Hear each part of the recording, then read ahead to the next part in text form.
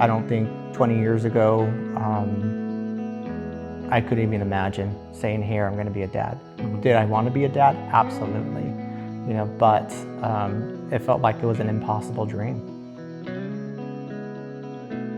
I always say that there's 3 different types of love. The love of your spouse, the love of your parents, and this last portion of our heart was missing, and is the love of a child.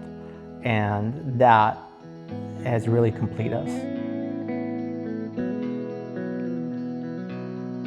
My name is Ricky. This is Michael.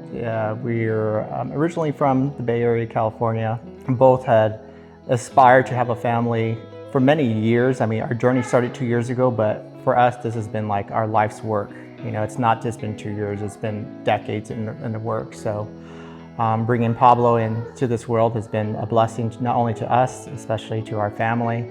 Rick and I have been married for 5 years, together for almost 20.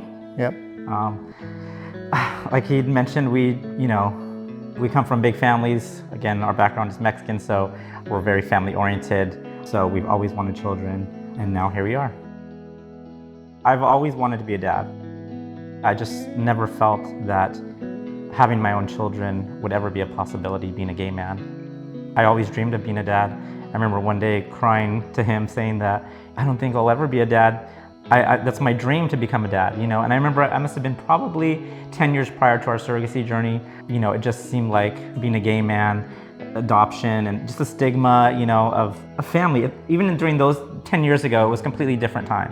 I remember having that conversation with him, and here we are 10 years later. I just look at our baby and I say, oh my God, I can't believe he came from us, So it's just an amazing thing, and I'm just so happy to be here and being able to tell everyone about our journey. Day of delivery. That was an amazing day. So we actually had planned the date with the doctor. So it was May 21st was the induction date. But delivery day came, 21st. We were there, we were excited. They prepared her, induced her, and then it was just a waiting game at that point. I kid you not, an hour and a half later, Kristina calls with this urgency in her voice, and she's like, get to the hospital now. She's like, he's coming now. And it was like 10:30, 11 p.m. And we just got in the car, we rushed with our moms over there.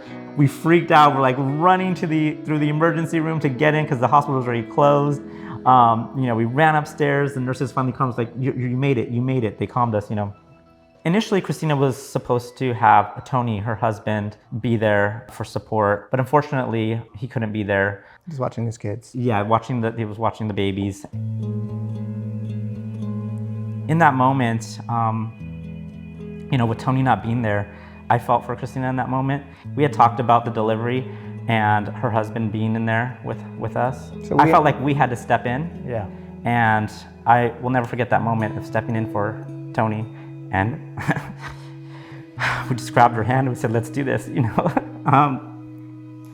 I never felt more connected to Kristina until that moment, grabbing her hand and all 3 of us holding hands together and bringing Pablo into this world. I just really, really fell in love with Kristina in that moment. Like, just my heart was, and I'll forever be grateful. So we're holding Kristina's hand. Kristina's like, getting ready to push. And then I see my mom's head peek around the corner of the door.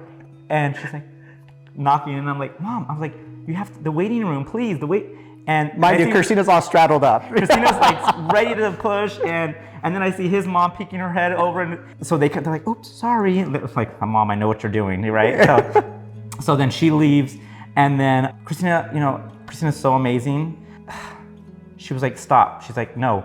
They can come in. She's like, I want them to be here, and she didn't have to do that, It's just amazing that she was so open to have our moms be in the room, because I got like crying again. It's truly a selfless act. At that moment, you just know everything else is meaningless when you experience life, with another person. Everything else is just meaningless.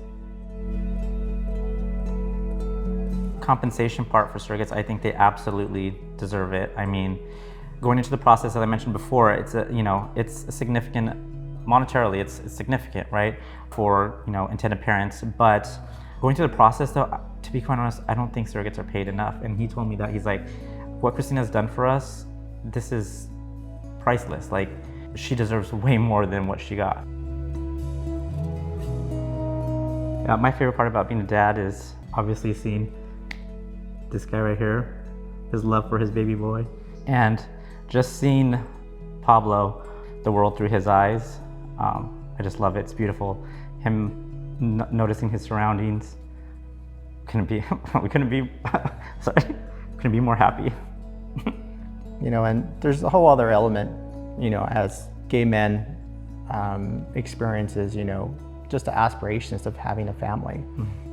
It's a struggle. There's still a stigma of gay men, and just exploring that journey for us is just an extra layer that we have to go through. Mm-hmm. My favorite thing is watching my husband be a father, my family enjoying him. Surrogacy is dream fulfilling. Surrogacy is selflessness. Yeah, definitely.